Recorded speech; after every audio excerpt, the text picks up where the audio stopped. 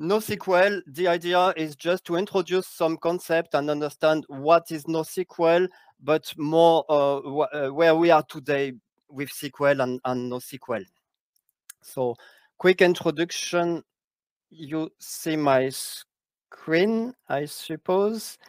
Next slide. So quick introduction. I'm Franck Pachot. I'm working in Switzerland at DBI Services. This is my 6th year at DOAG and 6th year at DBI Services as well, after a short sabbatical break working at CERN, where I was last year. I'm a consultant there, and we are doing consulting. We are also doing trainings, and we do a lot of things remotely these times. And we also operate customers remotely. So a lot of remote things, and business still continue. We are very lucky with that. So let me first try something, if it works, launching a poll in this platform. I don't know how you see it, but I'm launching here a poll just to ask you if you already used some NoSQL database, and I've put just some names because maybe there's some NoSQL database where you don't think it is NoSQL. While the poll is open and you can answer it, I think I have to check submit. Okay, no, the poll is open, and then the idea is that maybe NoSQL is not so new. The term, the name is came 10 years ago, but if you think about it, if you have been working with Lotus Notes in the past, it was a document database, and it was used to put documents and information, also key value information, and you can look at it as a NoSQL database, maybe. And there were also this NoSQL database, a key value database, Berkeley DB, that now belongs to Oracle. And then a few years later, then came those NoSQL databases from Google, the big table database, and from Amazon, the DynamoDB, and those papers about this research. This is where NoSQL came from. And today you have many databases. MongoDB is very, very famous. Cassandra, used by Facebook. You can see the big players are those who have big data in the web and add to scale. We will see this term later, but all that came with the big players, with users all around the world and a lot of users. So if we put all the names of databases in a timeline, you can see that there is something like 2 generations. The relational databases before year 2000, and now the NoSQL databases, and many other names. For example, Elasticsearch can be also seen as a NoSQL database. But what I will show is that even if the birth date and birth century is different, actually there is a lot of NoSQL features in SQL databases, and NoSQL databases also introduce the SQL language. So there is kind of a mix today, and this is the reason of this presentation, where we are today with those things. So I will start with some with the sales message. I mean, what you can read from the vendors of NoSQL, and I will start with that because I do not completely agree with those messages. And we will start with MongoDB, probably the most popular NoSQL database today. If you look at their website, so where they explain NoSQL, they start to explain SQL, because at the beginning, NoSQL, the meaning was, we don't want SQL. We cannot do that in SQL, and then we want something else. Now they tell it's not only SQL and anything, but it starts with what is SQL, and they say that SQL is not good for what they want to do. And if you look at it, you will see that they they say that SQL was there when storage was extremely expensive. It means that what they say today is denormalization. And they are saying that at that time, where relational databases were invented, at that time, we cannot denormalize because of the cost of storage, and I will explain that it's not completely true. Something else also, they are talking about SQL there, but it's more about relational databases. SQL is the language, the query language on them. And they really claim that normalization was introduced to reduce data duplication, to save on storage costs, which is not really true. I will explain that. Actually, normalization was introduced for consistency of data. And they also mentioned the waterfall software development as if NoSQL were more agile. And we will see also that SQL was invented to have faster release cycle than waterfall development. So this is, for me, this is a sales message, like what we did in the past was all bad, and now we are all doing things new, and they put the words that are cool today and bad before. And yeah, they also say, sorry, they also say due to upfront planning model, as if in relational databases, you have to plan everything in advance. It's true that you have to design your database, but you can change the data model. You in SQL, you can alter table and add columns and everything. So that's the message from MongoDB.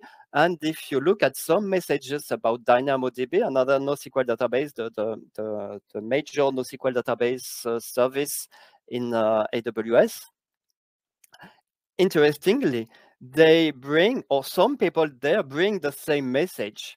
If you listen to this presentation from Rick Ulian, and this presentation is one of the most popular presentation on the AWS videos in YouTube.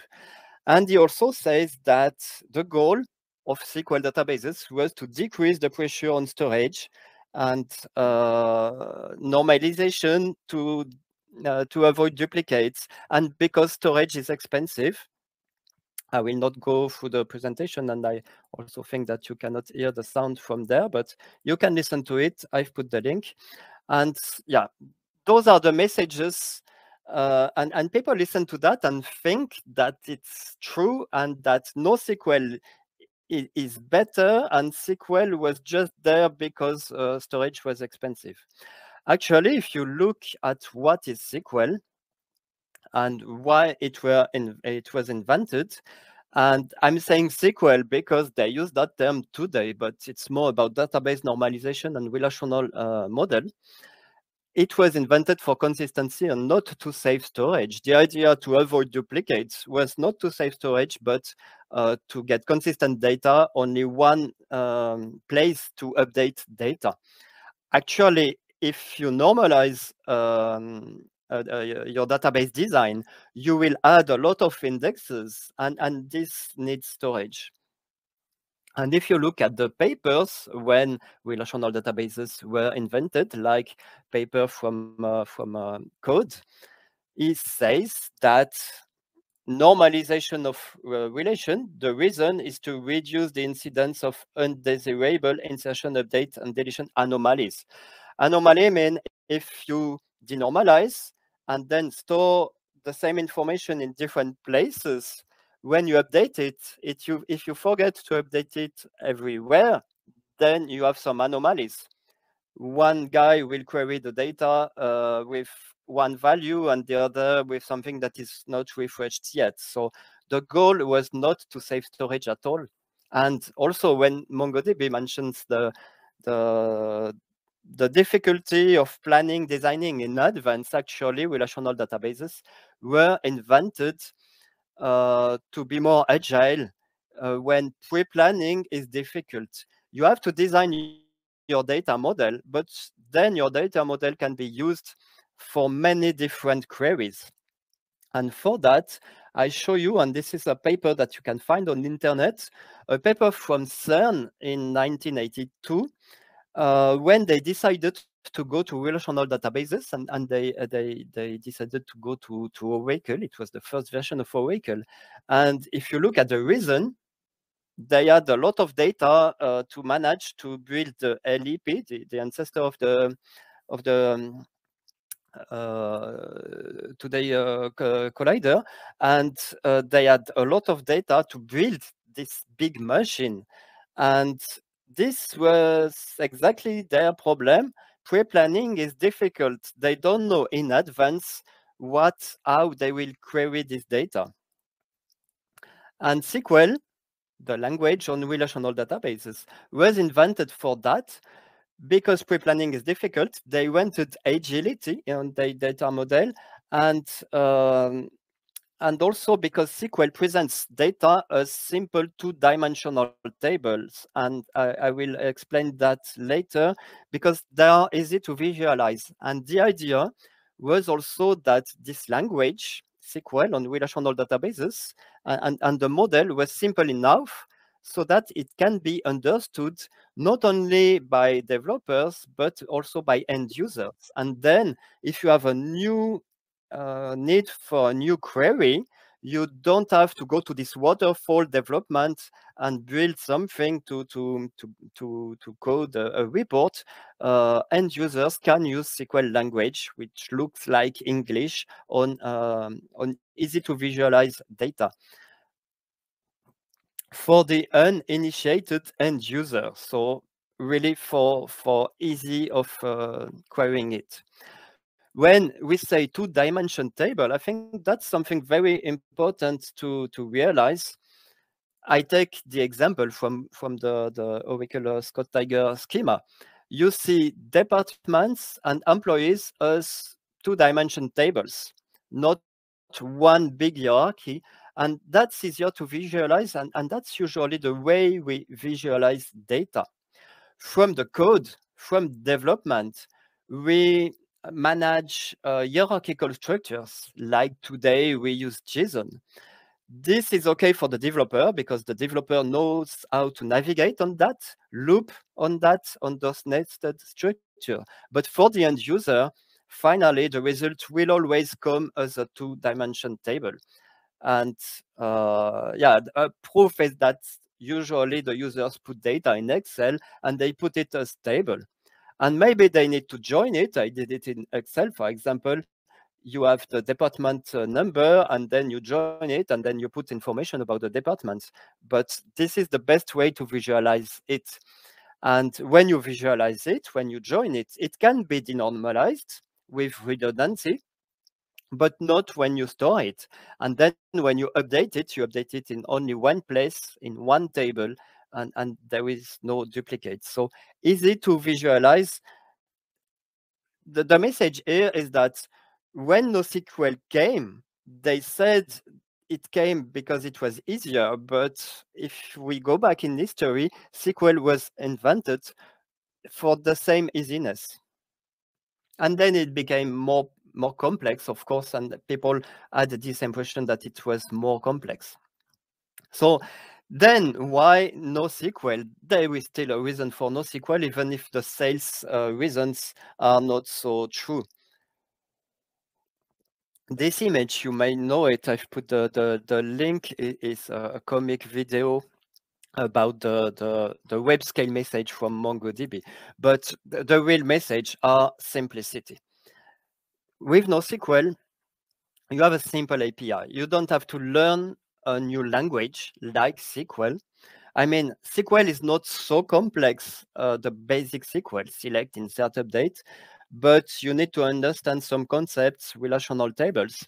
For a developer who already knows procedural languages, loop, and data structures like objects, NoSQL provides a really simple API. You have an object in Java, you just persist it with a put method, or you just get it with a get method. Simplicity for the developer, not for the end user as SQL, simplicity for the developer.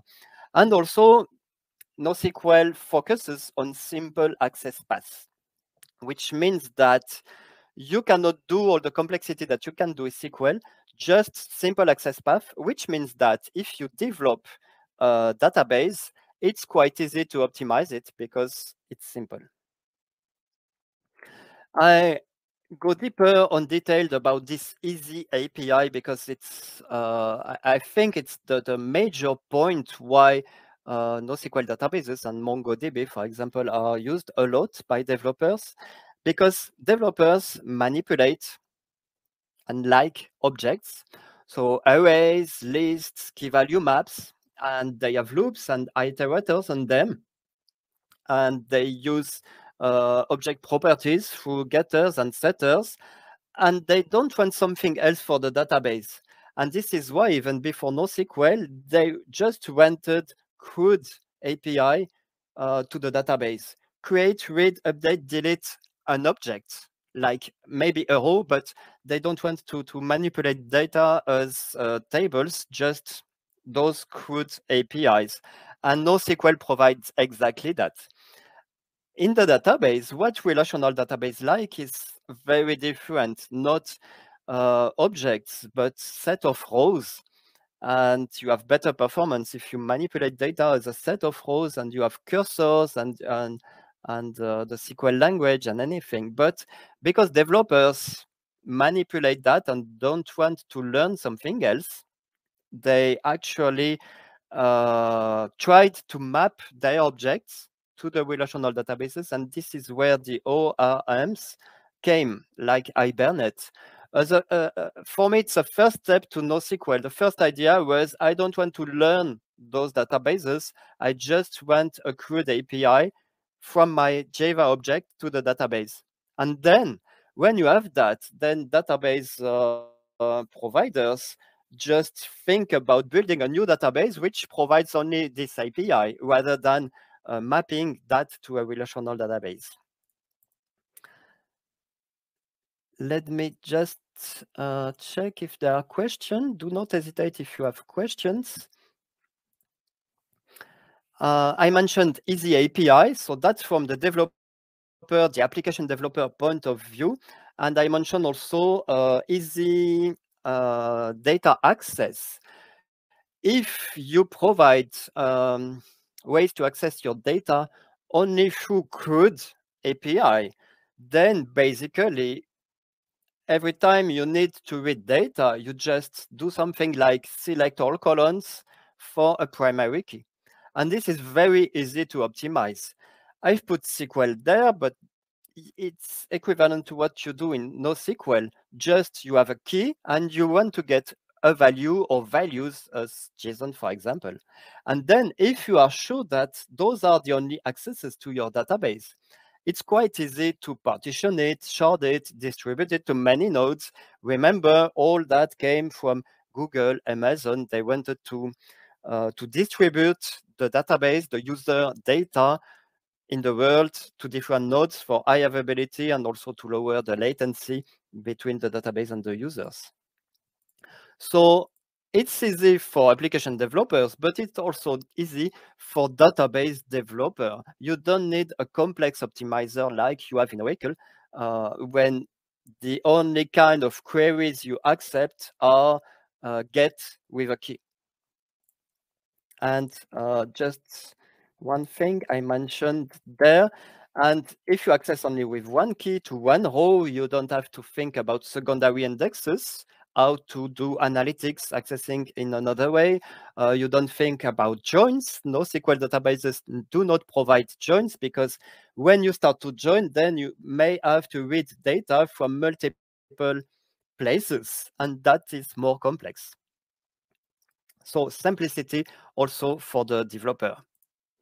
Basically, NoSQL is there for no complexity for application developer and for database developer, a technology that is simple and can do a simple thing, but with maximum performance for that. So if you compare with SQL databases, with relational databases, it's like only row by row access. Of course, you can scan a collection in NoSQL, but this is not very efficient. Row by row access, like the CRUD API, and you denormalize a lot. just because you do not accept joins, because joins are too complex. So you pre-join anything. When you store data, you already store data with all related information. So you denormalize, you duplicate information. You have no transaction, because when you have a transaction, you may want to update two different items and be atomic with that. And if you do that on a sharded database, this brings complexity to get it consistent, and no secondary index. So that's the basics of NoSQL databases. No complexity at all. Of course, it has evolved, and today in MongoDB, you can add some consistency, some transactions, and some secondary indexes. But the basis was that no complexity at all. And I mentioned consistency, because if you access only row by row access, you may not have consistency between joins. You cannot validate foreign keys from one table to another one. And then the question is, do you need consistent data? Usually, yes, if your database is, for example, in a bank to store financial information, of course, you don't want inconsistent data. But remember that all that came from the web companies like Google, for example. Do you need consistent data when you do a search on Google? Maybe you may miss a few websites, but that's not a problem. And this is where NoSQL comes. There is some information where you may not need to be consistent. And then I will introduce quickly the CAP theorem, because you can hear about that with NoSQL technologies, but I want to match it to what we know in SQL databases. CAPE means consistency, availability, and partition. But the big problem when you come from a relational database, the terms are completely different. The P for partition has nothing to do with partitioning. It is more about the network you distribute to many nodes, and partition is that the network is cut in the middle. Consistency is not completely what we know as a consistent reads in Oracle, for example. It's more like a select for update, meaning you are consistent if you read the latest updates.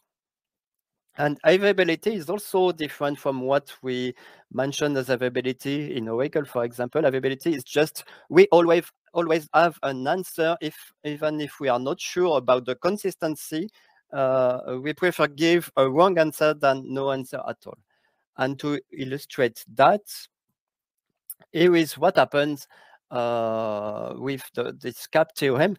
If you have no problem with the network, then you have everything. You have consistency and availability. But we are talking about databases that are shared across the internet in different countries, and then you are not sure about the network and its latency. So the idea is that if you have no network failure, everything is perfect. And I take an example where I just deposit $100 in one country, and it goes to the local database there. I withdraw 50 from another country and 30 from a third country. And because the network works, everything is consistent. Every node knows exactly what remains. Now, what happens when there is a problem with the network? You can choose availability, other consistency. And this is what NoSQL databases provide by default. Let's take the same example. This works, and then I have a network failure. And this guy wants to withdraw some money. I don't care about consistency, but I want to be available. I cannot tell him, oh, that's not possible. I have a problem with the network. So this operation is possible. And this operation is possible as well. But then if they query their final amount, they will see different thing. So we are not consistent at all, but it works in all countries. If we want consistency, the CAP theorem says that we cannot have both. So if we want consistent data, maybe we will not be available. And I take this example there. Network is cut, And when this guy wants to withdraw some money, we cannot do it. We are not available. Sorry, the database, the application is not available because we have a network partition. This guy can, because they look at the quorum, and then this guy can work. We don't have full availability. We have only partial availability. And the CAP theorem says that we cannot be fully consistent with full availability. If we take all combination, if we take consistency and availability, this means that we are not partition tolerant. Means that if there is a partition problem, we have a problem in the whole system. And this is like a node eviction, for example, in WAC. And then they just cannot get the amount because they don't know what happened here before the network problem. So you cannot be partition tolerant. The system is down. The whole system is down if you want consistency and availability. So that's the idea.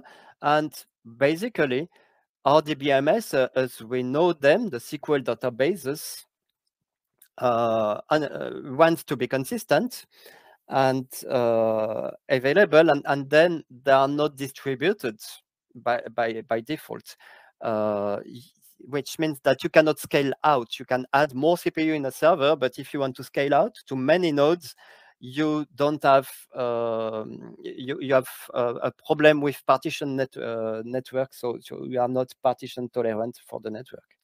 The idea of NoSQL is to be AP, availability and partition tolerant, and consistency, only eventual consistency, which means data will be consistent. Your update will go to all nodes later, but if the network is not available for the moment, then people may read old data in other countries, for example.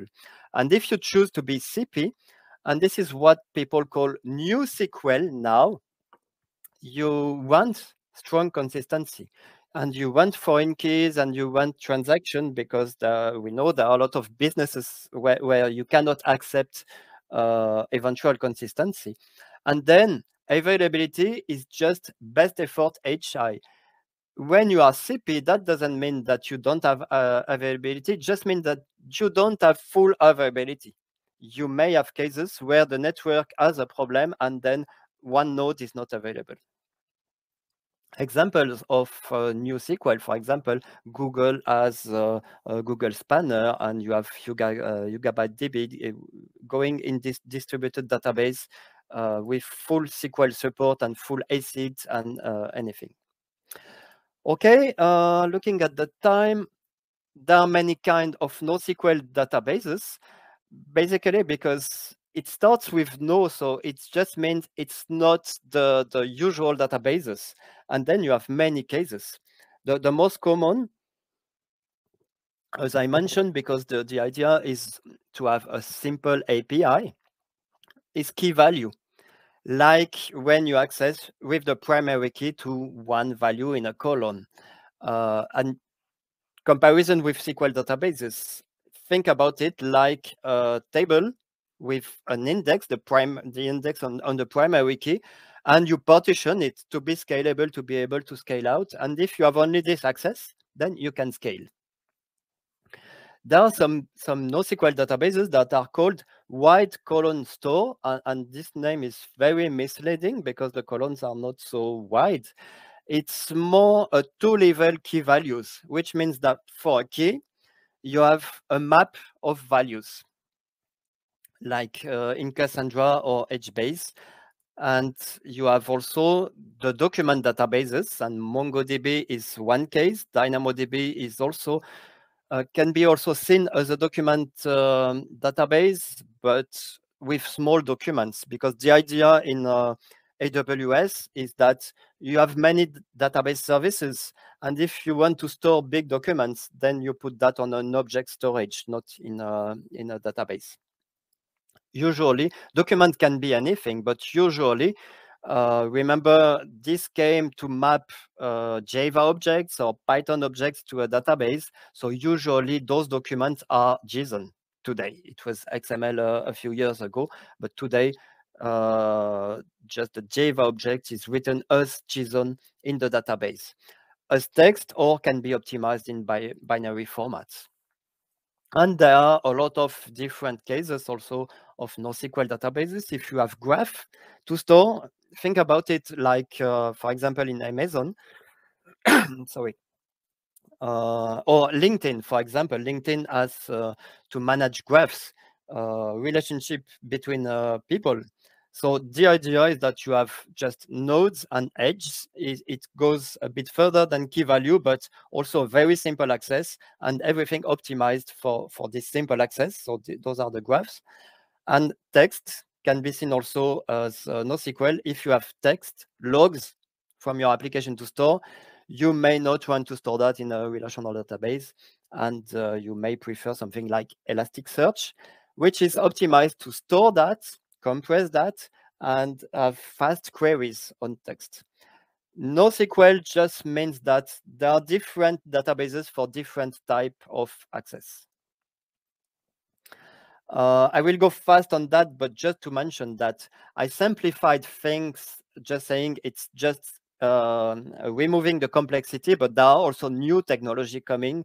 For example, we are used to B-tree indexes in relational databases, and a lot of NoSQL databases, those one, have a different kind of index that is maybe more optimized for today's kind of storage, but I will not go into the detail, but technology evolves on that as well. So what are the use cases for NoSQL? When do you need maybe a NoSQL database? And I will mention those those use cases coming from SQL, what we know in SQL. If in your application you have a table like this one, and I've taken that from a very old application I've been working on 15 years ago, I think. They add this table, transaction storage, where they stored basically the ID of the user and some raw data. This is the way it was before we called that serverless application.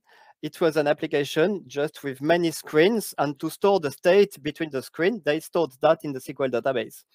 And if you have that today, maybe you prefer a NoSQL database for this kind of storage, because this is not really something that you want to store in a relational database. You can do it, but if you want to scale that, I mean, if those users are not the 100 or 1,000 users from your ERP, but if those users are all the Amazon people who buy things before Christmas, then you may want to scale that to a database built for that. And this is why Amazon has built DynamoDB, for example. So if you have something like a key, which can be a number or UID, and a value, which can be raw data or large varchar where you put JSON, then maybe you are in a NoSQL use case. You can choose to store it in the relational database or not, but this is the case.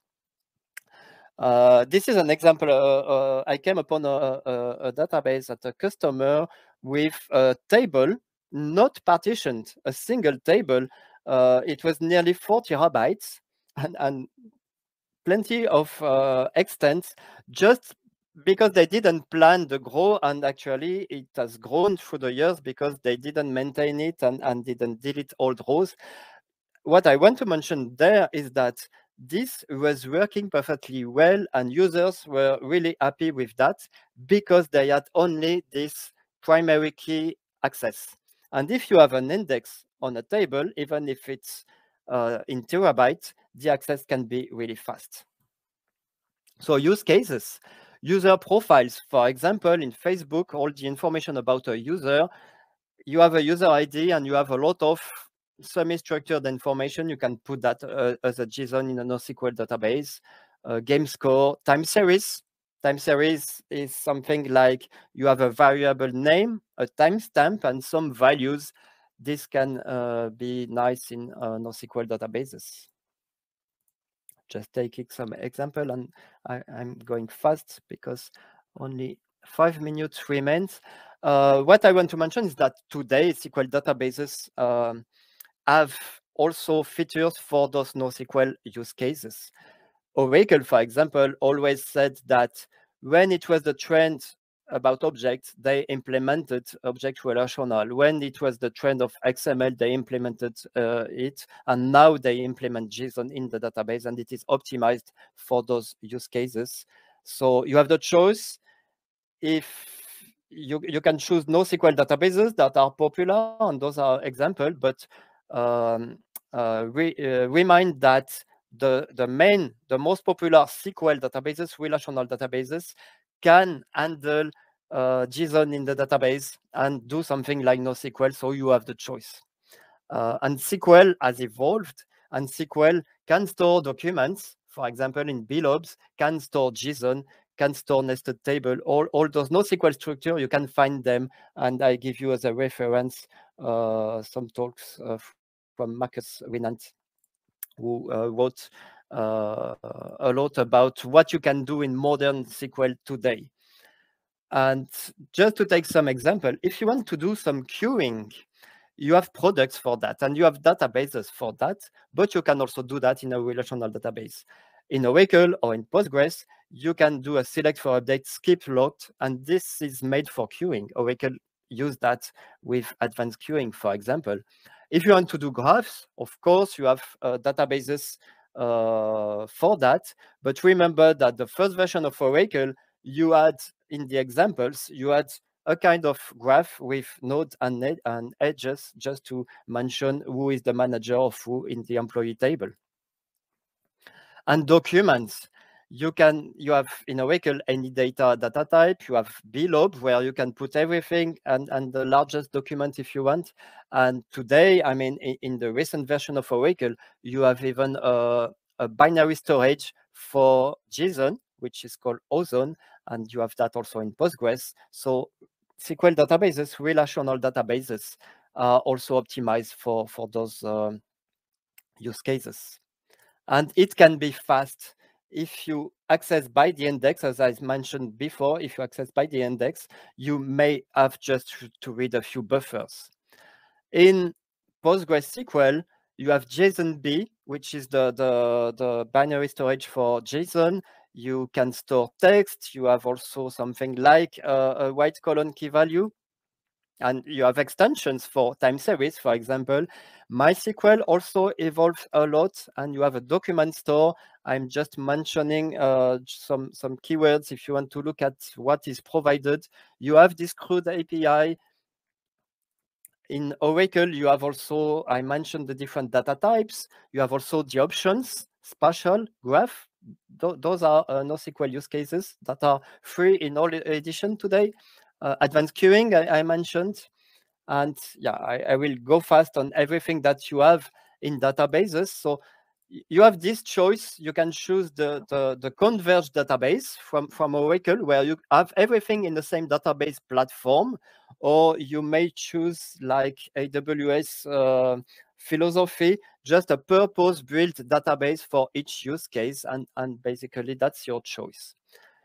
Advantage of NoSQL, easy API, easy to scale out. I mentioned it just as a joke. Is easy also means that if you have no expertise in SQL, then you can say that you are expert in NoSQL, but that's a joke. Be careful, and I also mentioned a talk about NoSQL where Marcus Winant has very good messages. Easy means you have to pay it, and maybe you will pay it later. Easy to start, but then you will have to maintain it. There is also always a schema in your of your data, and if the structure is not maintained by the database, you have to maintain in the code, and this has a cost. And just to go fast on that, here is a question. If you have to store your logs or your session information in your database, do you put that in a relational database? And the answer is, it depends. You can. I mean, you can put everything in the same database. If you already have everything in an Oracle database, you can put some logs.